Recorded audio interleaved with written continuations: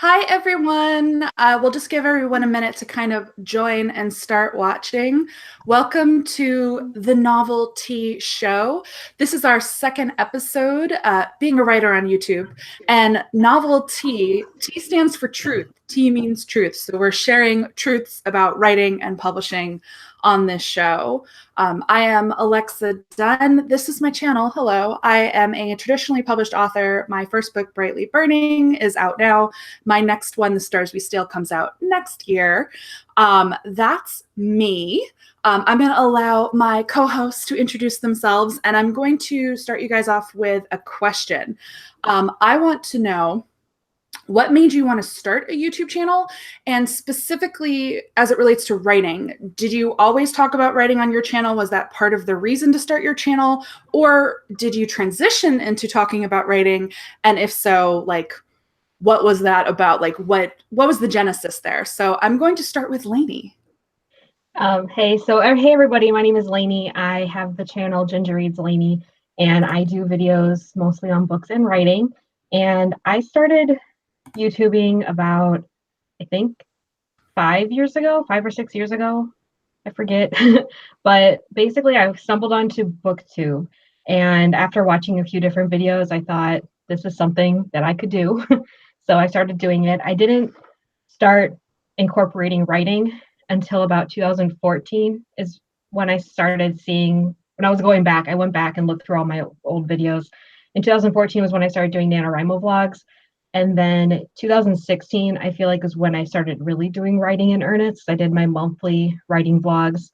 And now I feel like I solely do writing vlogs more than I do book videos, but we can get into that later because there's a reasoning behind that. But yeah, I started as a booktuber. I still feel like I'm considered a booktuber, even though I still do more writing videos than I do book videos. And Kat? Hi, I'm Kat from the channel Catty-tastic, and I have a little bit of a different story because I started YouTubing back in 2011 where there were no communities. Like, BookTube wasn't really a community, AuthorTube wasn't a community. Like, there were other people making like bookish videos and some writing videos at that time, but there was no community at all. So I started making writing videos kind of on a whim. Like, I loved YouTube. I watched a bunch of vloggers, and it was like Halloween 2011. And I was like, I'm going to do NaNoWriMo and vlog every single day. I'm going to just go start a YouTube channel. And that's what I did. And I did that in 2011. And I didn't vlog throughout the rest of the year. Like, it was just the November vlogs. And I did it again in 2012. And by the time I was doing it in 2012, the BookTube community was like starting to come together, and there were a lot more people making videos about books and some about NaNoWriMo. And so I kind of found the BookTube community because some of them were doing NaNoWriMo and I was as well. And I kind of transitioned more into a BookTube channel for a while. Because that's what people wanted to see. And like, wanting to be an aspiring author, like, I obviously read a lot and I was very like in tune with the bookish side of things. And then I did BookTube, and I think, like Lainey, I am very much also considered a booktuber at this point, even though I started making writing videos. And also, like Lainey, I've been kind of transitioning more into making writing more of a staple in my content over the bookish stuff. Like, I still do book hauls and stuff like that, but my writing vlogs and like videos about writing craft and stuff are where I'm heading that direction nowadays. Yeah. And Alexa, how about you? Yeah, so I'm the weird one. I was latest to the YouTube game, and so I started my channel last year in 2017, and it was a calculated choice. I got my book deal, was like, I'm going to start a YouTube channel to talk about my publishing journey. So essentially, I've only, like, when I started, it was very much like, I'm going to be a writer on YouTube, like capital W, capital U. And then I kind of started putting more BookTube content into it. So like, I definitely it was always about being a writer on YouTube, but I've also experimented with how am I able to talk about books as well? Because just like you, Kat, I mean, obviously all of us, if you're a writer, you love reading books, hopefully. if you want to write books, hopefully you like reading them. And so, yeah, we're going to talk about more in depth kind of the divide or kind of some of the issues that come up between, we'll call it kind of booktube versus authortube, though we obviously don't think of it as a versus relationship because we straddle both lines. But I think there are a lot of interesting topics worth talking about because we do live in a newer YouTube ecosystem where communities tend to be very stringently divided, strongly divided. And, you know, when you straddle both, there are lots of issues that come up. And this is my cat's tail. Hi, welcome. And so I really just want to kind of dig into some of those topics. And for the viewers, we will answer some of your questions. So you can ask in the live chat. Kat is going to be keeping up with the live chat, but the live chat can move really, really fast. So the best way to get your question answered is to use our hashtag on Twitter, which is hashtag Noveltea Show. We're going to be checking that as well.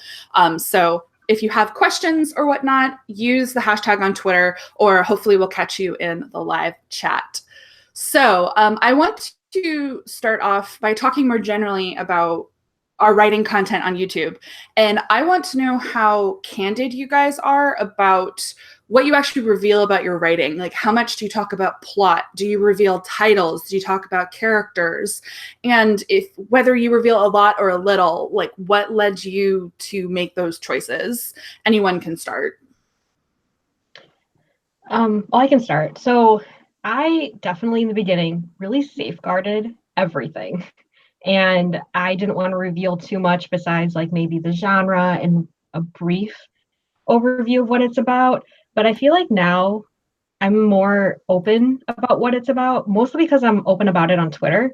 And I still don't like go through like every single plot detail, but I definitely in my videos, I'll give a quick pitch of what my books are about.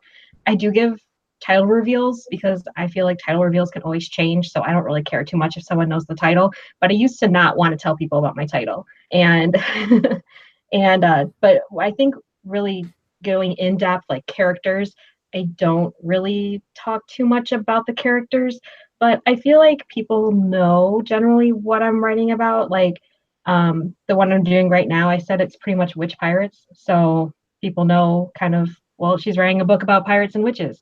And I think that's safe, but there's definitely still a time where I feel a little bit more like, should I have said that? But also I don't really care as much anymore. Yeah. Yeah, I definitely relate to that. Although I kind of started off sharing a lot. Like, I love sharing plot details and like the behind the scenes of how a story is constructed. So like I did a whole live show where I outlined a story live with input from the viewers.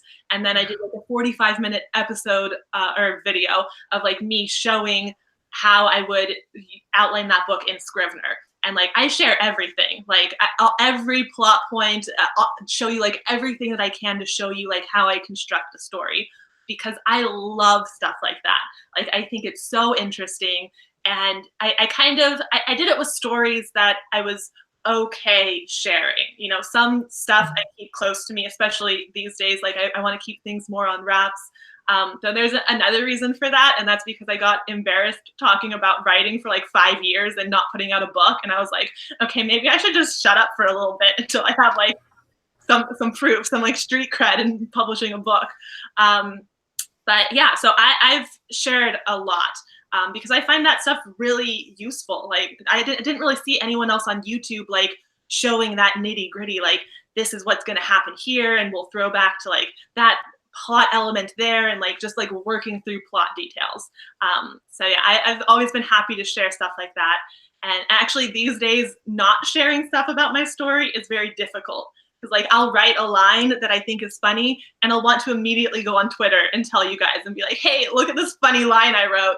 I'm trying like not to do stuff like that. Like I'm trying to find that balance of like how much do you share, how much is oversharing, and it's very different with each project and like what my goals are with each project. Like the one I outlined and showed everyone in Scrivener, from the beginning, my intent was to do everything publicly and to show people like how I do stuff.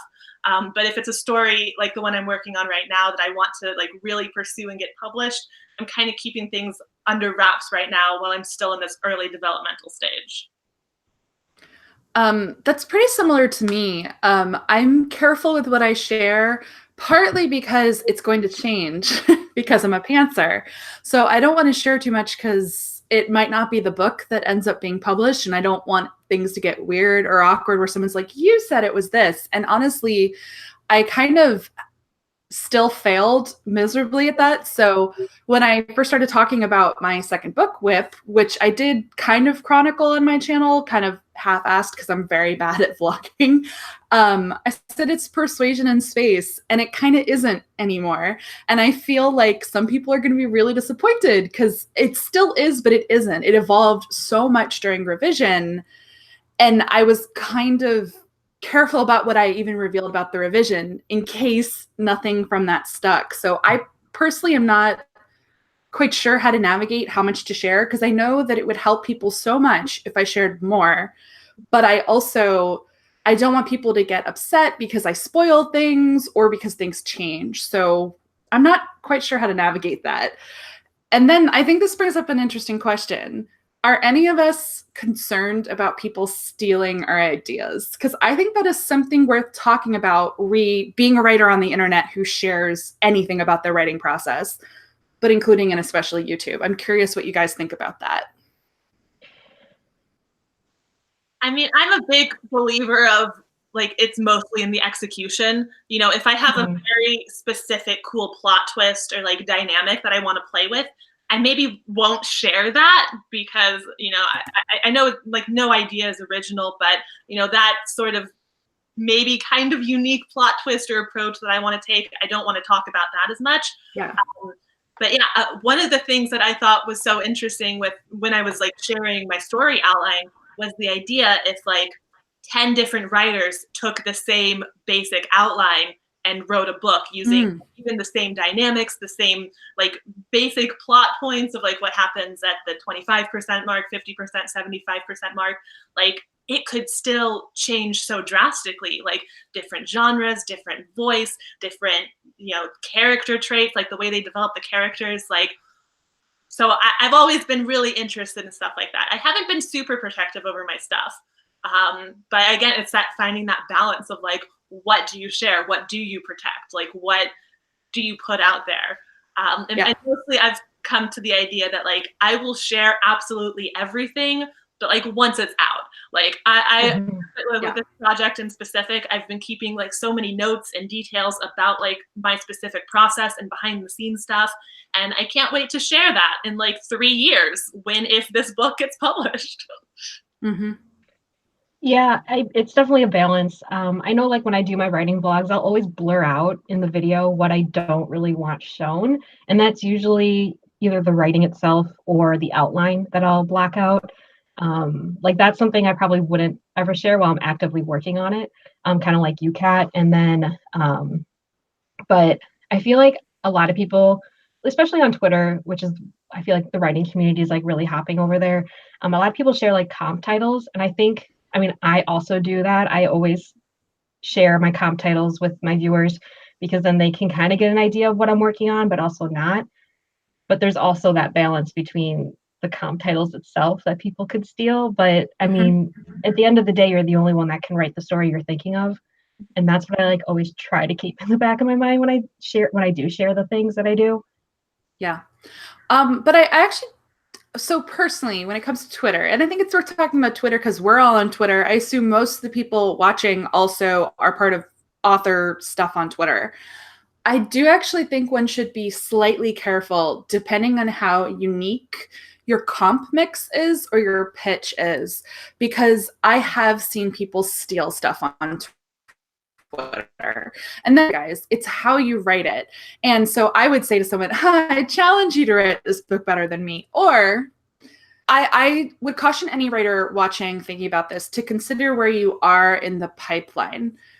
Before I was agented, so before I was basically in the publishing pipeline, I shared almost nothing about my writing, and specifically Jane Eyre in Space.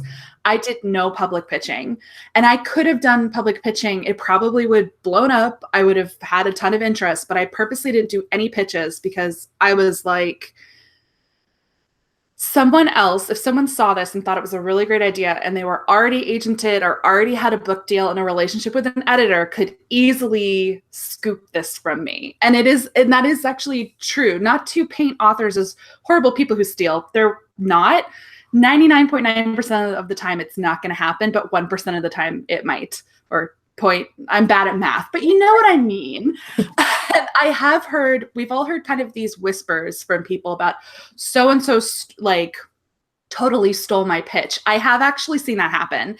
I've seen it happen on complete books as well, by the way. This isn't just kind of drafting, but if you really love your comps or your pitch and it's unique to you, I wouldn't share it, because I know of agents who have gone, oh, that's a great pitch, I'm going to use that on submission, and then another came up with it in the first place, can't use it. That happens. We have a question that says, wouldn't you already have the proof of intellectual property by having the video where you reveal the story? And the thing is, like, ideas and pitches, you can't, that's not intellectual property that you own. Like, if Alexa said on Twitter, like, I'm writing Jane Eyre in space, and then someone else was like, ooh, Jane Eyre in space, that's a cool idea, I want to write that. Like, you know, Alexa has no claim for Jane Eyre or space. And we can both write it. Yeah, and the question is, who beats who to market? Yeah, because that's when you start playing the publishing game, like you can write whatever you want, but the publishing, the business side of things, it's a different ball game, and stuff like that matters. Yeah, and we don't mean to scare you, but personally, that is why I'm careful. But that said, my 2 books earlier, I did publicly pitch because honestly, they weren't so unique that anyone could steal anything from me. I was playing off of very common tropes, but Jane Eyre in space, I was very protective of. So that's kind of my caution to people. Just be circumspect about what you reveal. I do think we do, as writers, have to be careful about how transparent we are online about talking about our writing. Things. I know that all of us vlog about writing. I am the least good at it. I'm bad at it. But Kat and Lainey, you're good at it. And I want to know kind of starting process, your routine, and does it motivate you to write more? Does it keep you on track? Is it a tool for you? Kat? Well, first of all, it absolutely does help keep me accountable and help keep me on track. But on the flip side, there is the idea of like, I'm not doing enough, you know, like, especially when you commit to like weekly vlogs or even monthly vlogs like Lainey does. Like, you always feel like, am I doing enough for this to like be a good video? Like, it brings the YouTube factor closer in with the writing factor. So it ties them closer together, and that can be kind of a downside. But like overall, the benefits are really there. Like, first of all, I love documenting my process. I love that I have like video receipts from 2012 where I'm like writing my book, like 50,000 words in 30 days, and I put up a video every single day, and they're time stamped, like I did it. So I love that I have that. But on the flip side, there are definitely some negatives where like writing and YouTubing can become very entwined, and where like critique, like negative comments on your writing blogs can hurt your writing a little bit, because you can like take that and, you know, it's applied to your writing and your vlogging, and you're like, oh, well great, kind of thing. So I hadn't even thought of that. Yeah, about the comments. That didn't even occur to me because I'm so bad at vlogging. I don't like. I guess maybe it's because I'm a little bit smaller, but I don't ever get negative comments on my writing vlogs. You ever get unsolicited advice though? Yeah, that's annoying. Yeah.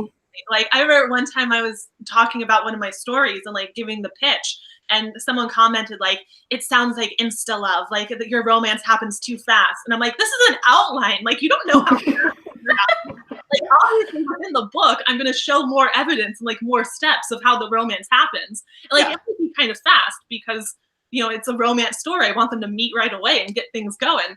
But inciting incident. Yeah, but like just telling you like, oh yeah, in the first chapter they meet, and then like a couple chapters later they intervene to like save each other or whatever, and people are like, oh, that happens too fast. And I'm like, you don't know that though. Like, you don't know.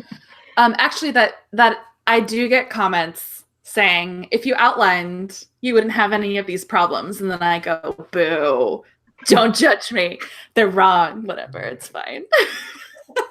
Which actually leads into my next question, which is, how has your writing changed, if at all, since you started YouTubing about your writing? Like, have you found yourself evolving or changing as a writer because of your channel? I think I have. Like, I know I wouldn't be where I was if I didn't start doing writing vlogs. Like, I actually watched a video that I did back in like 2016 where I said, like, this is what I'm going to start doing this year. So it was part of like my bookish resolutions was to do monthly writing vlogs. And if I didn't commit myself to that, I know I 100% wouldn't be where I'm at right now today with my writing if I didn't do that. It was accountability for me. Also for the documentation thing, I like having the document there, being like, look what I did. Especially for my latest project, like I vlogged the entire NaNoWriMo last year where I showed myself, writing the first 60,000 words. And like, I'm able to look back at that and be like, now look where this manuscript is, and just like be excited about it. But it definitely has helped me so much with my writing. And I don't think I'd be where I was at today if I didn't. Yeah. I will say the little I have vlogged, I also like the documentation, because I don't know about you guys, but I go into a fugue state after I've successfully drafted and remember nothing. So it is actually nice that I'm like, oh, that's how I did it. I do like that a lot. So personally, I've only been doing, the YouTube thing for about 1.5 years now, but because, and this kind of brings up content on AuthorTube, if we want to start talking about kind of AuthorTube stuff, because people who like to watch writers on YouTube really liked craft videos, I've had to force myself to actually think about craft in a concrete way. One of the reasons I'm a pantser is I really hate being pinned down by anything. I hate thinking too much about things. That's why I don't like craft books. Ugh. They psych me out, if that's the best way to put it. I don't know, I just write, I know stuff person, but having to teach craft has made me think more about my craft and what I'm doing. And I feel like it has helped me level up as a writer. So I'm really grateful to YouTube for that reason, because it basically forced me to think more concretely and deeply about writing and craft. So yay. Yeah, I agree with that a lot, because that's kind of what happened with me, like especially in my early YouTube years, were also my very early writing years. So I was still learning a lot. And if I was able to make a video talking about like what I was learning and like explaining it well enough that I could like maybe teach someone else, like that is what like really signaled to me that I was learning. If you can teach something, then you have a pretty good grasp of it usually, if you can teach it well, at least. Which is debatable, because one of my most popular writing videos where I gave like 7 tips of advice, one of the tips is like wrong. and it's Which one? The one about, we talked about the passive voice. I gave an example of passive voice, and I used the wrong example where like the sentence was passively written. It wasn't an active sentence. Like it wasn't a great sentence, but it wasn't I'm on your team here. Passive voice. yeah. So like, no, I'm on your team because same. Yeah. So your passive voice, whatever. It's bad writing. Exactly. So like I stood by it as like it's still a bad sentence of saying like, he walked to the door. I don't even remember what it was. Or he was standing or something like that instead of he stood. So it wasn't passive voice, but like. But it's not good. It's a bad sentence. Better than he was. I, of course. I made the same mistake. So. Yeah. So like trying to teach and getting called out when you're wrong is also a factor that comes into play in this part. But yeah, I have one question from Twitter that I want to bring up before we jump into the next sort of topic. And this is from Lexi, who asks, what are some of your favorite types of writing videos to watch? And are they different from the ones you like to film? Ooh, that's a really good question. Yeah. Thinking time. Well, speaking of like the craft videos, like I don't really make a lot of craft videos because I'm like nervous I'm going to say something wrong. So I don't ever do a video like that until I feel like 100% confident in doing that. Like I did do a how I outline video. That's not really a craft thing, but it's more of just like a, I don't know, how to, so to speak. And I felt confident in that because I was feeling confident about how I started outlining. And then I just did that. I finally filmed my how I revise video, but I wouldn't have been able to do that like a year ago. Even though I was revising other works, I didn't feel confident enough to talk about it until I finished this last revision where I'm like, hey, this is pretty good. I can start talking about this. So hopefully I'll do more craft videos, but until I feel confident about it, I'm just going to stick with my personal commentary. Yeah, that's exactly like how much cred do you have? Like, who are you to be giving craft advice, kind of thing. Yeah. But back to the question, like, I love watching writing vlog videos, and I love making them too. Like, that's a big staple in my like writing YouTube video consumption. But a kind of video that I love watching and that I don't think I could ever make are like the in-depth like film and like TV show analysis that like some of these people do. I love that stuff so much. Yeah. Like I eat it up, but I don't know if I'd ever have the patience to like script and like lay out a 20-minute video like assessing one dynamic of a movie. Like I find those videos immensely helpful, but I don't think I could ever do them myself. Same. I itch to do one and I have some ideas, but I don't have the experience or patience to get the clips and put it together. So if I do an analytical video, it'll just be the talking head thing because exactly.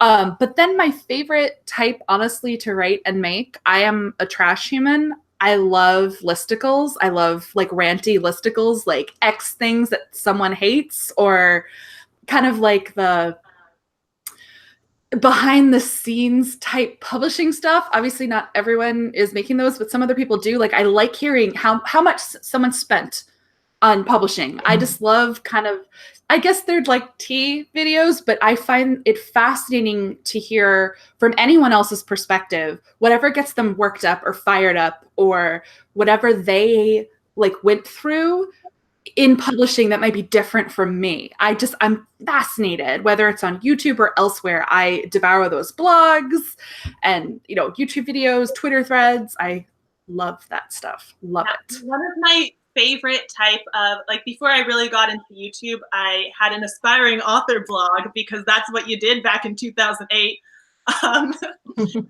One of my favorite kind of posts to read was how I got my agent, because I have an agent and I was like, give me all your info. Like I need to read these experiences from everyone that I can find to like just collect all the info about it. I still love those. Whenever I see, whenever something comes up on Twitter being like, how I got my agent, I'm like, click, time to read.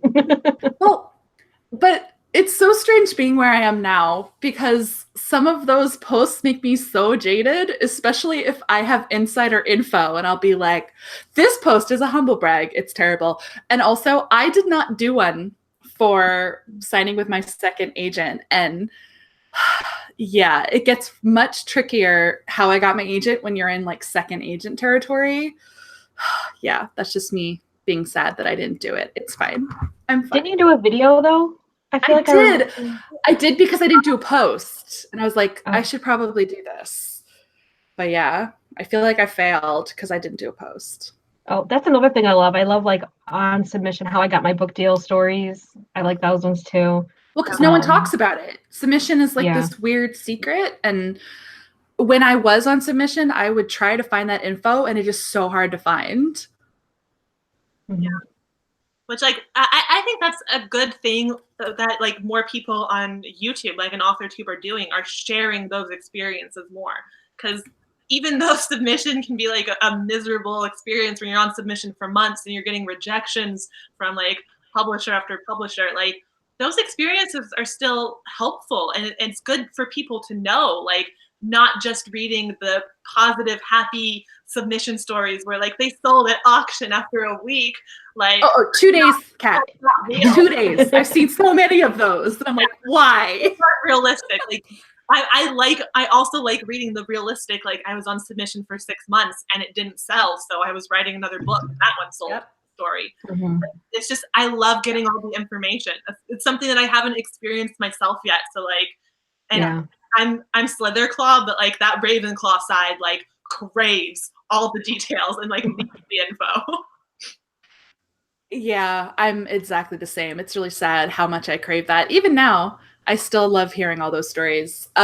Okay, so this kind of leads us into, indirectly, obliquely, I want to talk about, I'm going to say booktube versus authortube. And as I said earlier, like, it's just a nice way to say it. It's not actually adversarial, because I think that what we're getting into now is very divergent feelings from the audience, especially about who has, it's hard to express, but it's essentially like who deserves a book deal, essentially. And you see very different reactions in our YouTube community. I almost knocked over my mic. It's because I do this too much. To people sharing their writing, sharing their publishing aspirations and dreams, and then, you know, their publishing successes. And I think it's worth talking about why we see such a broad varying reaction, and how we feel as people who straddle booktube, authortube lines, who are also writing books. It's a big topic. I'm so sorry. Who wants to start? I just think this is something that the conversations are happening. They're just happening behind closed doors in private spaces. Like we've all talked about this. We have. So let's get into it. Let's see. Well, honestly, I think that it's so my story is so weird, because I started off making writing videos. Like my first 100 videos that I ever posted, the first 2 years of me having a YouTube channel, it was only writing videos. But then, you know, I started doing book hauls, and those started to get views, those sweet, sweet views. And that was very encouraging, because, you know, like I only had a handful of people who wanted to watch my, you know, in retrospect, really poor quality writing videos. And then I started getting like so much more feedback and attention, and like, I loved that. I just, it's weird because I've never considered myself a reviewer. Like even when I was making bookish videos, you know, I was doing like shelf tours and book hauls and book tags. Like I've never done a lot of reviews, because there's always that, we're going to get into this a little bit later, but there's a sticky kind of situation where, you know, if you review a book by an author, when you want to be an author, like reviewing your peers' work, which that's, I think, where the big division between authortube and booktube comes from, because in booktube it's okay to review authors' work publicly and to do whatever opinion you like, your honest opinion is negative. But authors, published authors, like that's not always the best idea, because even though it should be that way, like you should be free to share whatever opinion you want, there are still like personal consequences. Like at the end of the day, like we're all people, and if I bash an author's book on my channel, and it turns out that author doesn't want to, like, I don't know, blurb me or something in the future, like, that's valid. Like, that's just how it goes. Well, I mean, we might as well just talk about it all together, because essentially I think one impacts the other. And so I suppose, oh gosh, this is so complicated. So yeah, so many of us start channels or are doing our channels talking about writing for platform, which sounds really calculated, but meaning I don't think you can divorce the fact that if you're on YouTube, you're trying to build some sort of platform, even if you're also trying to build community. And it's easier to grow in BookTube and other areas of YouTube, because being a writer on YouTube also impacts other areas of YouTube, like Zoella. Yeah, there's so many YouTubers with book deals. Yeah, so many. Yeah. And so I think I'm sorry if I'm going a little off topic, but I almost feel like where it does get complicated is doing BookTube content is one way to grow your channel and to engage in the bookish community outside of aspiring writers. Like you said, Kat, you discovered that your writing videos weren't getting traction, but then you took off as a booktuber. And so that introduces so many complications, because then it's like, well, what booktube content is okay for an aspiring writer versus what's not. Yeah. And the thing, I made a video about this back in the day. I don't recommend watching it because it's probably really crappy. But it was called something about like negative reviews. And I basically, this is back in 2013. So right when I was like still making writing videos, but doing more booktubey stuff.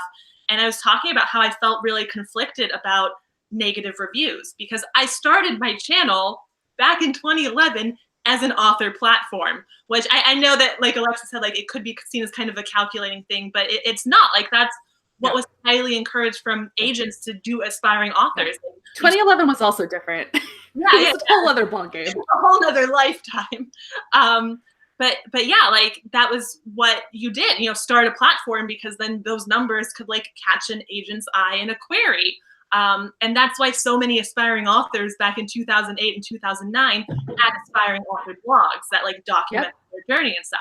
And so my idea in 2011 was just to take that to YouTube. But then the booktube community was taking off and like I started leaning more into that and it just became a whole thing. Yeah. I just think it's really interesting. Sorry. Oh, go ahead. I try to do like the opposite. So like I started in with booktube and I'm like, yep, I'm just going to do so much booktube. But then I found out that I was like really putting my writing off to the side and I wasn't doing it as much because I wanted to be a writer. Like that's why I went to school essentially was to become a better writer. And then I wasn't really doing it after I graduated. So I tried to correct that after I was in booktube for so long. So like now that I don't want to say I'm out of booktube because I'm not, but the more content I put out is more writing content because I don't really want to do any negatives. And I used to do a lot of negative stuff. Like, I'll be honest, I did a lot of negative reviews that are now privated and I was really sassy. And now I've like kind of stopped doing that because I'm like, I don't want people to hate me or remember like, well, I remember she didn't like so-and-so's book way back in the day. So I'm not going to read her stuff or something, I don't know, petty like that. But now that I don't do any more negative reviews, I feel better about it too. I just like want to share with what I like. And also, I think I'm lucky because all the YA books I've read so far this year, I've genuinely liked. So I don't feel awkward saying I rated it 3 stars as much, but yeah. Well, and so I think it's worth saying, because we're just talking about review policy. So my personal review policy as a professional working in the industry, and I adopted this policy before I had an agent, so years ago, is I don't do honest negative reviews, or I should say negative colorful reviews, because I can not like something, but that doesn't mean I have to write this epic Goodreads review.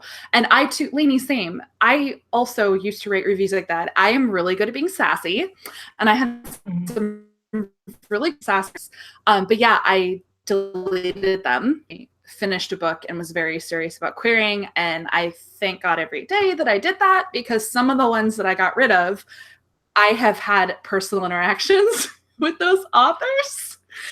So no regrets. And so I think what's important to say, and I share this just to say, like, if you have done negative reviews, whether it's on Goodreads or on YouTube, and you're like, oh no, have I ruined things? No, you haven't. Because honestly, time heals everything.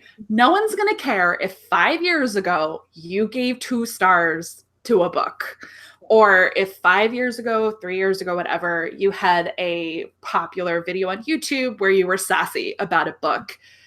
The key thing I think is, and this is my personal opinion, but I also think it's the way to go, and I think you two agree, we could talk about it. Once you are very serious, though, about like, I'm getting an agent, I'm going on submission, I'm getting a book deal, I have a book coming out, you just cannot do those reviews anymore. People are way less forgiving when you're actively in it. And that's a case where, I don't want to freak you out, but there's some authors who will lose their shit over a 3-star review. I don't review anything anymore unless I genuinely loved it and it's a 5-star read for me, and then I'll share. And it's just me sharing, hey, I really liked this. You might like it too if you like these kinds of books. And it kind of sucks, but it's just the way it is. Yeah.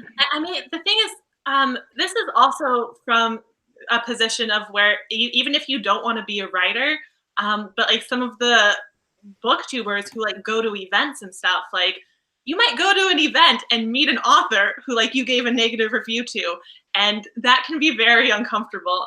Like I didn't give Allegiant the best review. Like I just on Goodreads. Like I think I gave it like 2 stars. I mean, who did, Kat? Who did?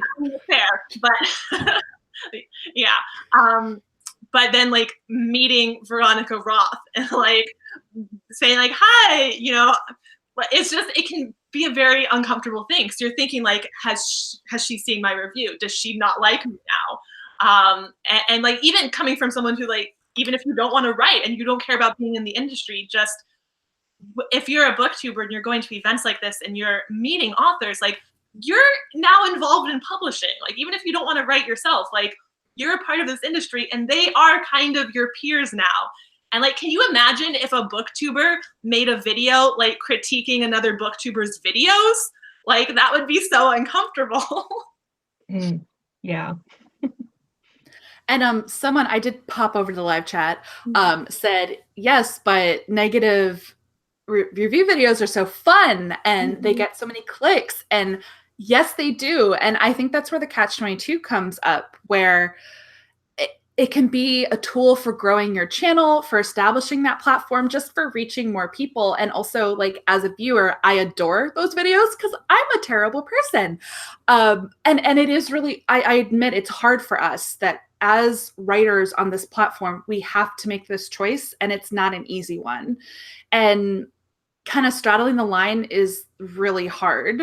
The thing is, like, negative reviews are valid and important, but the thing is, like, how important is it to be coming from you personally when you want to be in this industry? Yeah. Like, that's something that I've been grappling with, because I love sharing my opinion on books, but it becomes a question of like, how important is it to share my opinion and to like be known for having opinions rather than be known for creating my own work? Like, I want to be known as a creator, not as a reviewer. Yeah. So like that, it's all completely a judgment call. Like, honestly, there could be a situation where if a booktuber has enough subscribers, they could make sassy negative videos and still get an agent and a publisher, because publisher likes money and likes those numbers. And, you know, you could still make it as an author, but are you going to have the best relationships with other authors? Because, you know, you make a sassy video about one author, they tell all their author friends, they tell their agent, you know, everyone in their circle now knows who you are and knows why they, like, why you're on their radar, kind of thing. This is terrifying. Thank you, Kat. Should we talk about like the crossover between and I think we're tiptoeing around it, but let's talk about booktubers publishing books. Yeah. Because I think it's honestly a valid question or a thing to discuss. And first of all, I think it brings up why, rightfully so, other booktubers aren't really going to critically review booktuber books. It's a clear conflict of interest. And really, if you're friends with someone, you shouldn't critically examine their book anyway, because I also you're predisposed to like it because you like them. So and I also don't think, like, I mean, can we just say, like, the whole when Zenith was coming out and a lot of viewers were so upset that people that were friends with Lindsay and Sasha weren't being honest, and I don't understand, like, why would you expect a friend to talk negatively about a book? Like, I don't get that. Like, if a friend of mine had published a book, I'm not gonna go on my channel and be like, here's all the reasons I hated it. So I don't know why viewers expect other booktubers who have a huge following to disregard friendship to honestly review a book. I don't know. So well, and essentially to get clicks, if you do that, man, you're a sociopath, and I wouldn't want to be friends with you. Because why would you intentionally want to hurt someone that you know as a person? And it's another reason why the divide, I think it is a sacred divide between, we need pure reviewers. We do. We need pure reviewers who don't have a conflict of interest, i.e. are not aspiring writers or friends with authors. Like, I'm full on telling you, I don't trust reviews from people who are friends with authors.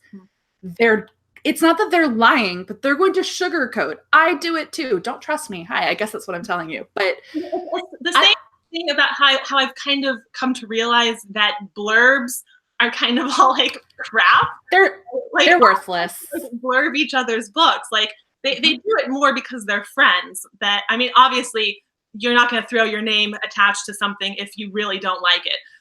Like that's the thing with booktubers is like, I would never say that I like a book if I don't actually like it. I just don't talk about it. I will say though, there are situations where people who they blurb books they don't like because for political reasons, because to say no would ruin a relationship. That actually does happen all the time.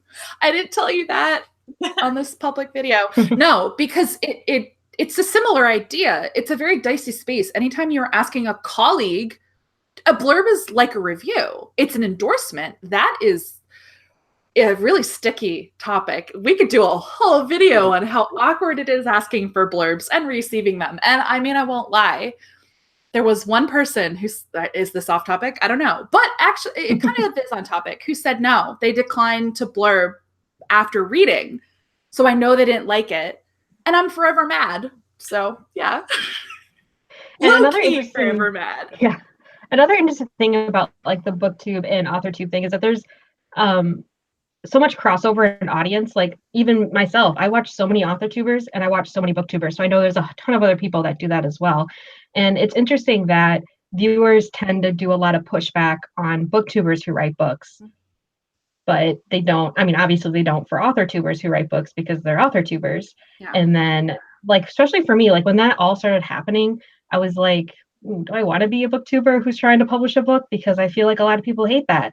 And so that's also why I tried to, I mean, especially for you, Kat, because you have so many subscribers. But I started doing, like, that's one of the reasons I started doing so much more writing videos, because I'm like, as long as people see me as an authortuber, they won't be mad if I end up publishing a book. Yep. And I don't get a lot of the anger. Yeah. So many generalizations about like booktubers getting book deals, but let's be real. There's only 2 big booktubers that have book deals, like Christine and Sasha. When people say like the big booktubers, epidemic, it's like there's 2 of them. You can say their names.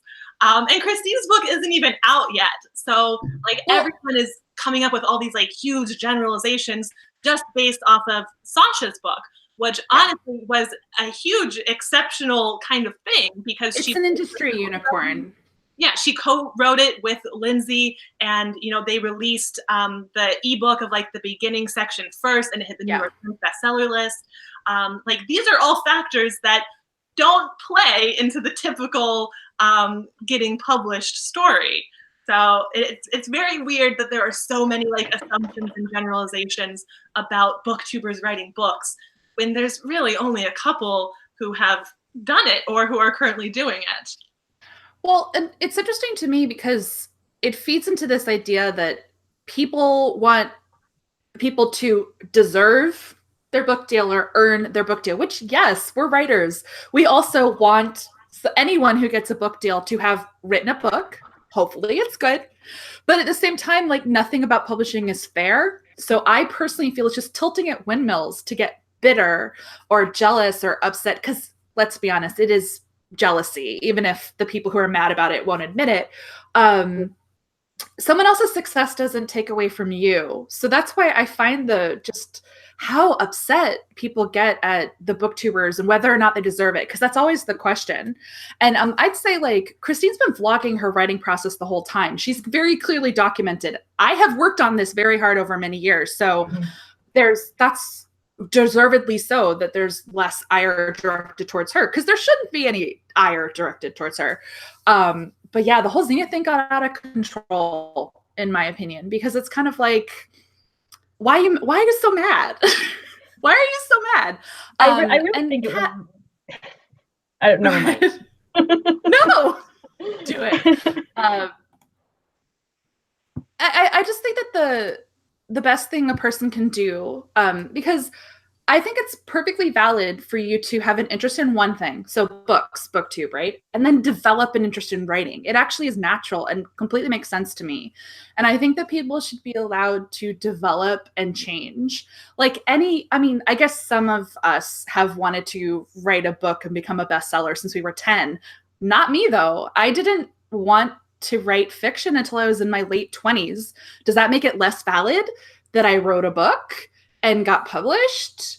I just think it's very weird, the expectations people place on someone who has an existing platform and they won't allow them to grow and change. I think it also happens away from platforms. Like, there is so much kind of like weird policing of like who deserves a book deal. Yeah. Like, what do you have to do to deserve it? Like, is it about how hard you work? Is it about how naturally talented you are? Is it about how lucky you are? Like, there are so many factors. Like, it's really hard to point at someone and say like they don't deserve that book deal, or they do deserve a book deal. Like, book deals aren't given to people who deserve them. Books are given to people based on many factors, and deserving them is not very high on that list. And the thing is, like, again, with a lot of assumptions about booktubers getting book deals, like, people think it's very easy just because you have a platform, and that's also not the case, or else I would have a book published already. But also, Kat, you're awesome, and you're doing it the hard way because you want to. I mean, also, I did get kind of scared of publishing and take that off the table for myself for a while, just because I was like, I love writing, and writing and publishing are completely separate things, and like, I didn't want my love of writing to be tainted by the business side of things, which can be grating and aggravating sometimes. So it's rough. I mean, it's just this conversation has so many different nuances, and like, there's so much complexity to it that it's really hard to like get this in our show today. But well, because it brings up, I mean, let's just like do other shows on springboard topics, like how you debut matters. I think that is something that kind of springboards off of this topic. Just publishing not being fair is the entire topic. And here's the thing that I want to say to remind people, celebrity book deals, I'm putting that in quotation marks. So whether it's the Zoellas of the world, and ghostwriting, that could also be a whole topic, and transparency. But big celebrity book deals pay for other book deals. So thank you to everyone's platform and gets a huge 6-figure book deal and sells a lot of books, because then they'll publish me.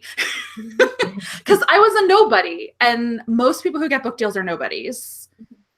So I don't see the point in jealousy. Is that off topic? I don't know. No, I think that's on topic. I think that's totally valid. Yeah, because it's true. Like, Zoella's book deal, a dozen other authors got to debut that year because she made them enough money that they could afford to take risks on books by authors who don't have a platform. And again, like, and small books and quiet books. Quiet books. Like, the big thing is publishing isn't fair. And it's not just in terms of like booktubers, or if you have an established audience on YouTube. Like, there are many factors in which publishing is not fair. Yeah.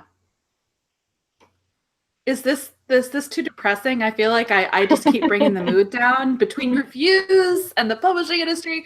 But I think that these are basically topics that we deal with as writers on YouTube.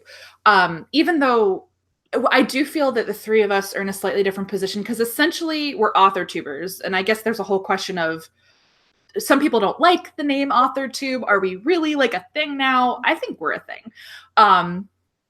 But I almost like having the discussion about kind of the booktube side and some of the pushback. I think it's really important, because ultimately I see it as us kind of supporting our brothers and sisters in arms, because I don't like some of what we've seen.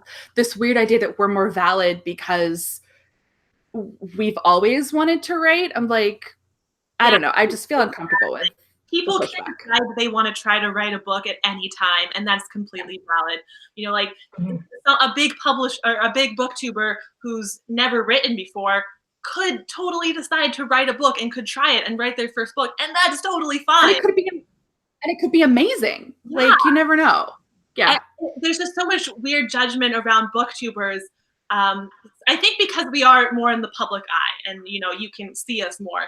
But like, does the person working at Applebee's, do they deserve their book deal when they get one? You know, I say that as someone who worked at Applebee's and queried while working at Applebee's. Like, you don't know what other jobs and what other cred other debut authors have. Like, you just know about like the booktuber because they are on camera and they talk about it. But like other authors who get huge book deals, like it might be their first book that they decided to write on a whim last year, and people don't make a big of a deal about that because they don't know it, frankly. Yeah. All right. Are there any more questions? Because I am out of discussion topics. Unless we want to keep going on this. There was one on Twitter that I thought was interesting. So this is from Melissa, and she says, do you ever feel pressure to mostly talk positively about your drafting or revising journey in videos in case agents or publishers you want to work with see it? That's a good question. That's a really good question. I can speak to the other side. I'm very, very, very careful about how I talk negatively or less positively, essentially transparently, about certain aspects of publishing, because there's this whole thing in publishing where essentially there's just stuff we just don't talk about. This is baked into publishing. It's why you never hear people talk about kind of submission as often. And like, don't share your rejections. Like if you're getting query rejections and whatnot, does kind of speak directly to the question, the before agenting part. Yes, you should honestly be careful. Like, don't do a video ranting about your rejections and you're sharing snippets from them. You shouldn't do that. But I am very careful, because if I were too transparent or too negative, then I wouldn't get another book deal. Or the publicity department at my publisher might go, oh, we don't like her anymore because she's spilling secrets, or she's being a negative Nancy and she's complaining about us, which I wouldn't, because like I love my publicist, just putting that out there. Like genuinely, it can have real impacts on your career. The before stuff, you guys can speak to it. I don't know how much being honest about the negative aspects of drafting or revision would impact you getting an agent, to be honest. Yeah, I mean, honestly, it's something that everyone goes through. Like, no book, from drafting to revising to like querying, submitting, like that process is never 100% happy sunshine and rainbows. Like, there's always hardships. You know, you're creating a story. There's so many pieces you need to fit together. It takes time. It takes a lot of work and like mental energy. And you know, sometimes negative things happen. Like you get a setback, you make a wrong turn and you have to delete 20,000 words or something. And I think those experiences are completely valid to share. I think in general, you can be negative about, or not necessarily negative, just be honest about your ups and downs on your journey. But just also like keep in mind that, you know, once you put it on the internet, it's there forever and anyone can see it. So like, you know, maybe don't put up a video talking about how agents are a total ripoff right before you query. So like if an agent decides to check out your YouTube channel, they see that video about like why agents suck or something like that. Like you don't want to be doing that, but I think you can be honest. Like it's just, you got to keep in mind like what exactly you're putting out there. Yeah. And I think sorry. Go ahead. But when it comes to like the writing journey, like the writing process, I guess I feel hopefully that I'm really honest about what I'm going through and stuff, whether that be the ups and downs. And like there's some, especially like from last summer, there's like some things where like I don't feel like I can talk about it yet because I'm still feeling pretty raw and hurt about it. But that's something I feel like I can in the future once I've made my peace with that. And mostly it's just that I think I started querying way too early last year. So like that's just like a whole thing I don't want to think about anymore. But back in 2016 when I was querying, I like never named names, but I did say like, hey, I'm querying. I sent out 5 queries today and I got, you know, a request or I got a rejection. I don't know if I can be that general when I start doing that again, or if I'm just gonna like say like I'm gonna start querying. I probably won't talk about it a lot. I don't know. So it's like I still don't know what I want to do yet with that. Interesting thing, because like I've thought about doing that before. Like back this is something, I don't know if I've mentioned this before.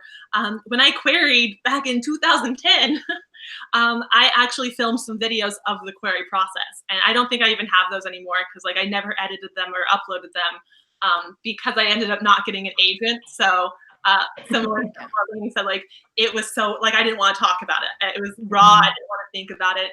And like now I could like openly discuss my experiences and how it kind of set me back for a while because it wasn't a great experience. And like I have like the distance from that I could talk about it now. But yeah, I mean, I think filming never hurts. Like I would err on the side of film as much as you want, film as much as you can, film as much as you're comfortable with.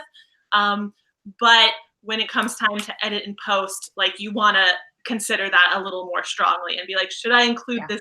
Should I not? Like, is this too negative? Thing?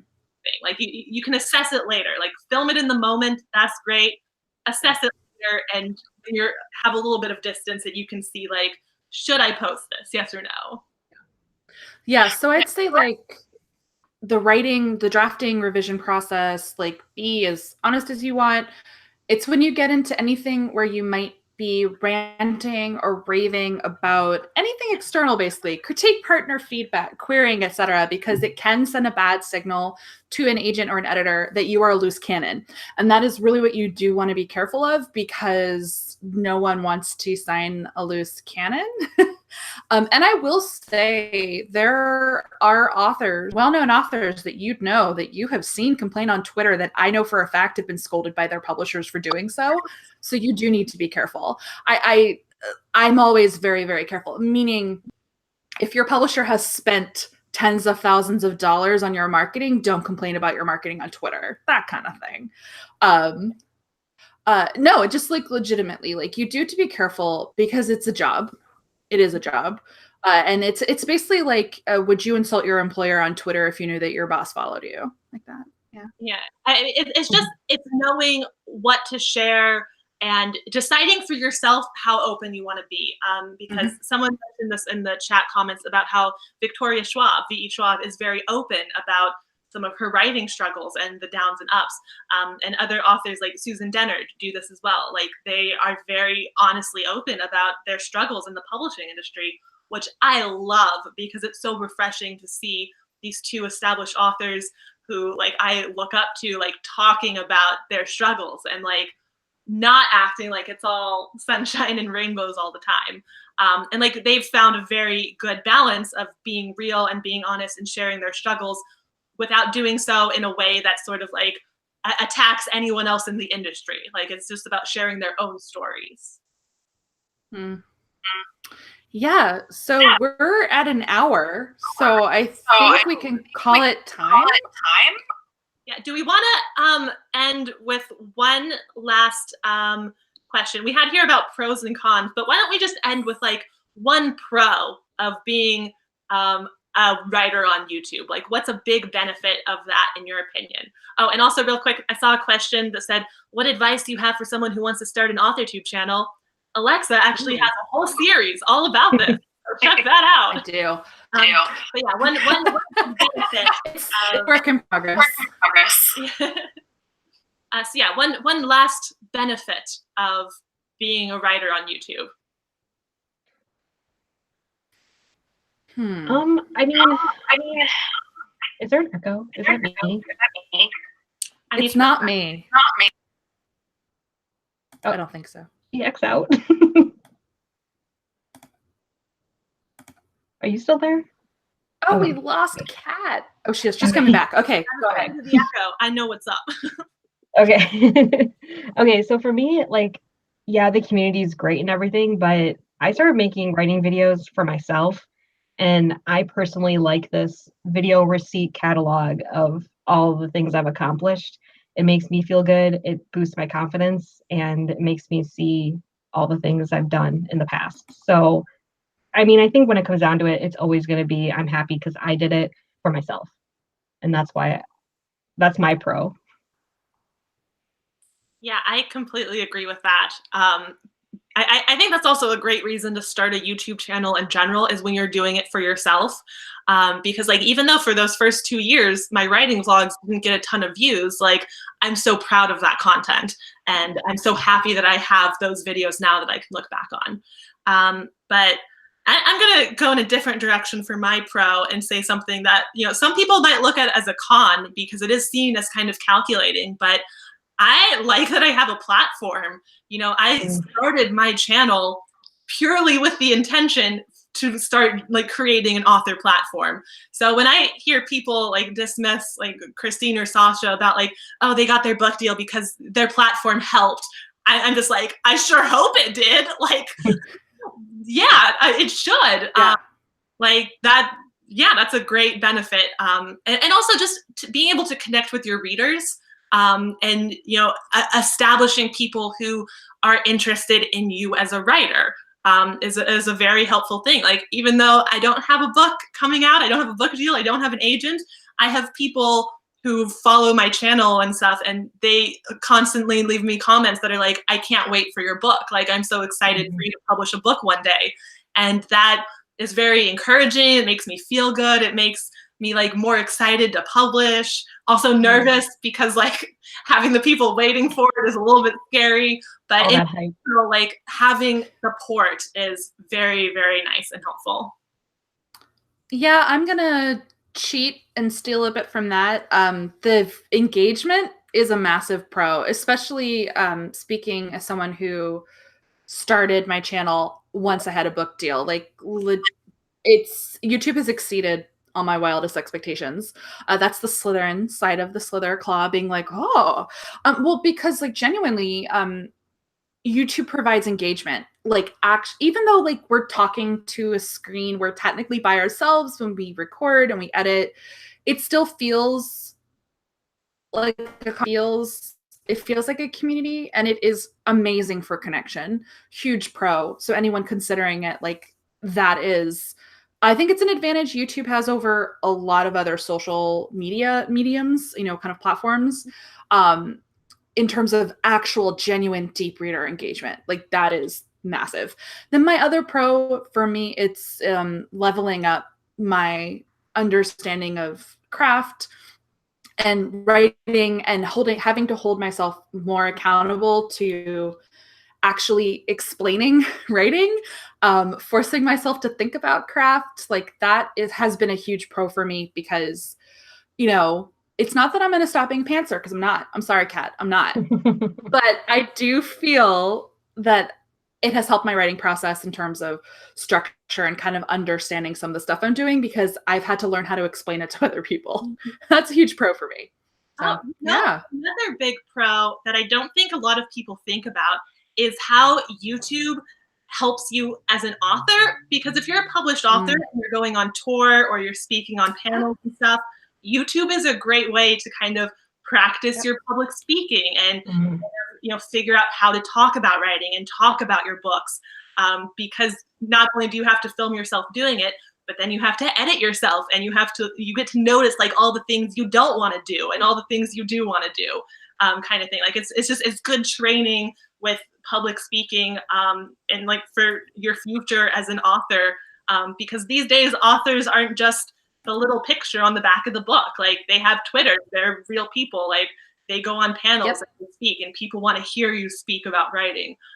And YouTube is a good like training ground for that.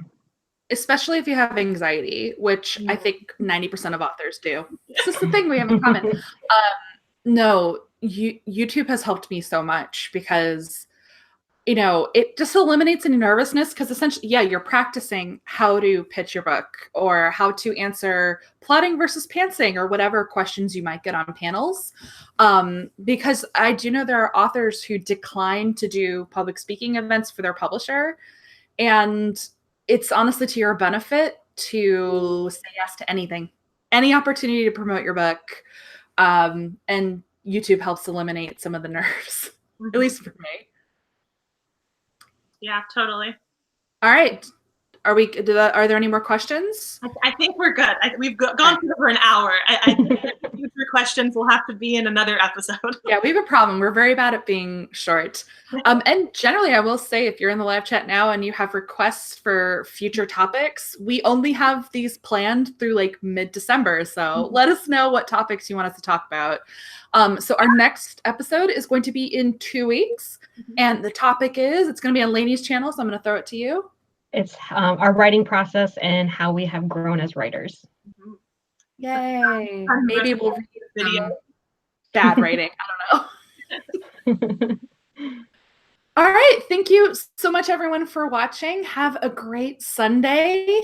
And once this has, gone up and posted, feel free to leave any questions, topic ideas, etc., down below in the comments. And don't forget to follow us on Twitter. We are at Noveltea Show. We will post reminders about when we're talking. And if you post questions to the hashtag, we will answer them. So thank you so much for being here. Just bye from me, bye from everyone else. We'll wave and yay. See you next time. Bye.